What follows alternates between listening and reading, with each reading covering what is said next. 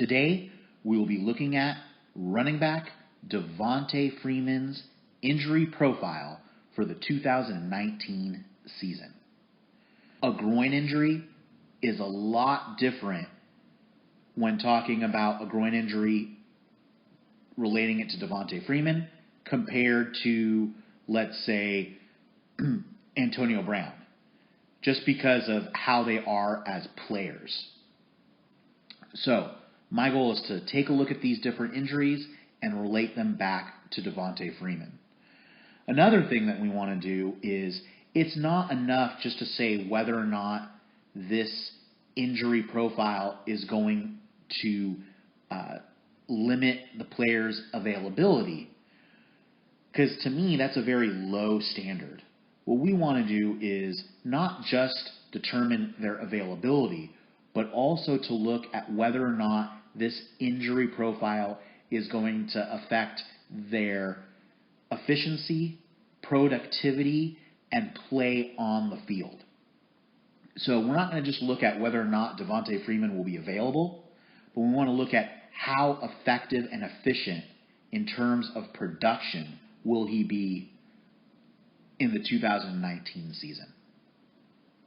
So the first thing that we're going to go ahead and look at is the grade 3 groin strain of Devonta Freeman. Now, this was the injury that was supposedly the nail in the coffin for 2018. I'm going to expand on that point a little bit later. But one of the things that we see here is a very important picture that illustrates and that will really give you a good idea of what is really happening in regards to a groin strain and how that relates to a running back and specifically Devonta Freeman. So here what we see is 3 muscle bellies: the adductor brevis, adductor longus, and adductor magnus. Those 3 muscle bellies make up the adductor group. The adductor group in turn makes up the groin. Adductor longus, which is the middle adductor muscle, is the one that typically gets torn. We don't know which one got torn, but there's a good chance that it was the middle one. One of the things that we know about Devonta Freeman specifically is that he's a powerful inside zone runner. And that inside zone running ability requires a lot of patience and a lot of stop and go movement that really correlates back to the adductor muscle group. The next thing that we know about Devonta Freeman is he's very compact. He's a compact back standing at 5'8", 206 pounds.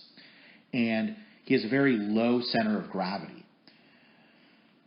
And that also relates to the groin strain, because one of the things that we see with groin strain is that it's a muscle group that's really going to help with that start and go action. Not only just stopping on a dime, but also making that first initial cut, stopping, patient running, and then finding that second or third hole as you get to the top of the defense and go through the different levels of the defense. That is really Devonta Freeman's game. So his game does not match well with this type of injury.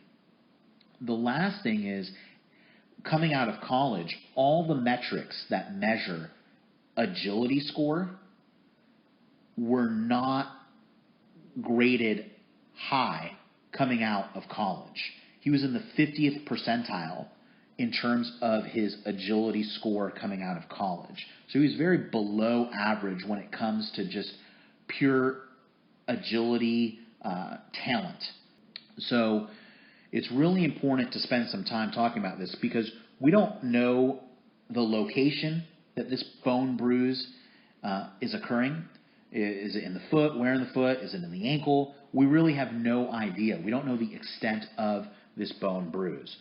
But one of the things that happens with bone marrow changes in a bone bruise is there's many different causes of it.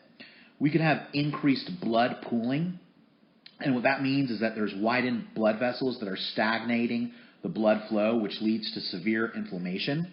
There could be fluid within the bone itself.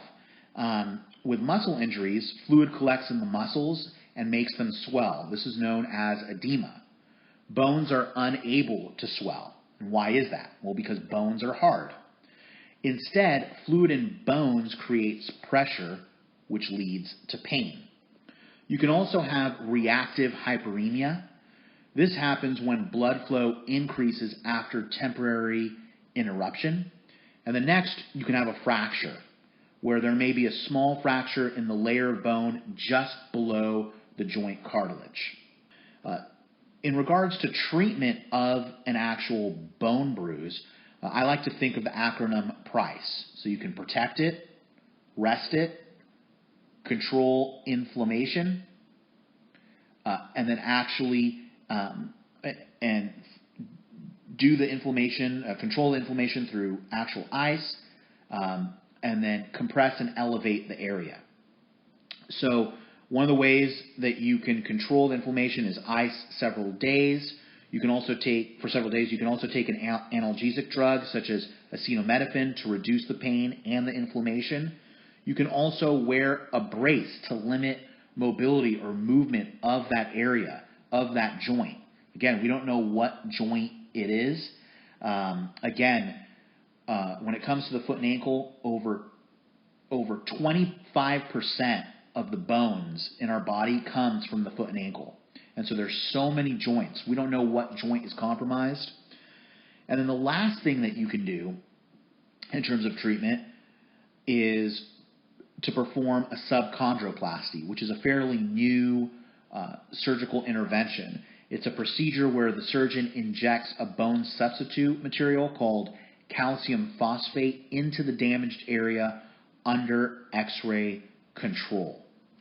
And so we know that he didn't undergo a surgical procedure for the foot and ankle. So it's highly unlikely he underwent a subchondroplasty, which also means that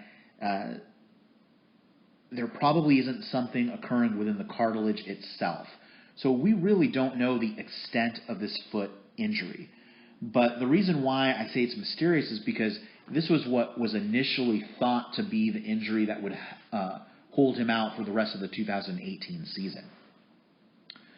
The next injury that he had that happened before the regular season started, which was, I think it happened somewhere in training camp, was a PCL sprain. What we have here on the right is a picture that depicts a PCL sprain. The top of the photograph, we have the femur. At the bottom, we have the tibia. The tibia then goes ahead and makes your shin bone. We have the posterior cruciate ligament and the anterior cruciate ligament. Both accomplish the same things in terms of a mechanism of action and function. They're very similar. The posterior cruciate ligament is at the back of the knee, and the anterior is in the front of the knee. PCL tears make up less than 20% of injuries in the knee. In some cases, the ligament can also break loose a piece of underlying bone. So this is really important because we don't know, is there any cartilage forming or loose cartilage that is within the joint fluid of the knee. I don't think that he actually had a surgical procedure regarding the knee, but PCL sprains or tears are a lot more complicated than ACL tears or sprains. So this is just another thing to add to his injury history. And it's really important because all of these added together really play a role in terms of the type of player that Devonta Freeman is. So what is our final diagnosis of Devonta Freeman?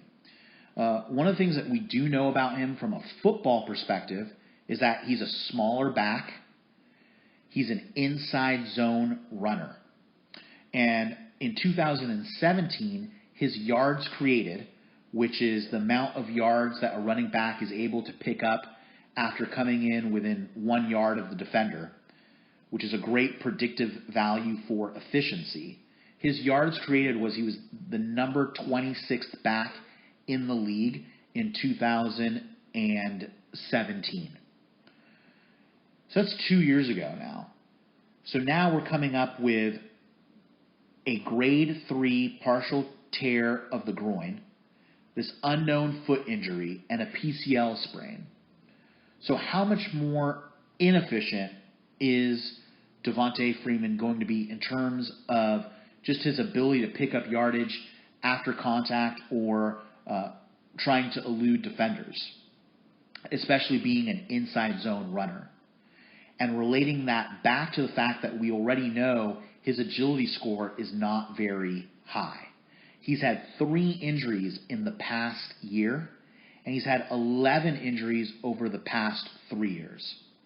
So my final diagnosis for Devonta Freeman is as follows. Devonta Freeman is not aging well at all.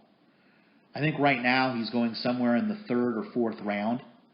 And so some people may think, hey, that's a steal. I'm getting a very good running back in the 3rd and 4th round. I'll take it. My perspective is when you look at him from a medical background and from a medical perspective and relating that medical information back to Devonta Freeman from a football perspective and a scouting perspective, the two do not go hand in hand. That adductor strain, I think, will take a toll on him. And we haven't even gone through the other 11 injuries he's had over the past 3 years, one of them being several concussions. So my final diagnosis is I would stay away from Devonta Freeman for the 2019 fantasy football season.